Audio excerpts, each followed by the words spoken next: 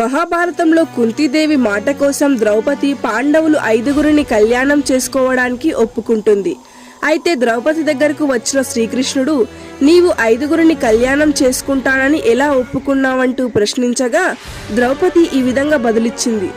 నేను కేవలం అర్జున కుమారుణ్ణి మాత్రమే కళ్యాణం చేసుకుంటే వారి యొక్క 4 సోదరులు కూడా సన్యాసాన్ని తీసుకుంటారు. అదే కనుక జరిగితే అర్జున కుమారుడు జీవితాంతం ఎంతగానో బాధపడతాడు.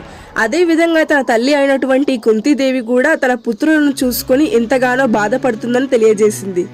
అప్పుడు శ్రీకృష్ణుడు నీవు చేసింది న్యాయమే అంటూ బదులిచ్చాడు.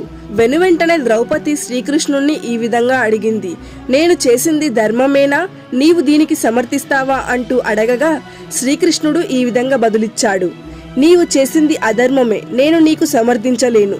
నేను నీకు సమర్థించి లోకంలో ఉన్న ఆడవారినందరూ నేను అగర్వపరచలేనంటూ తెలియజేశాడు.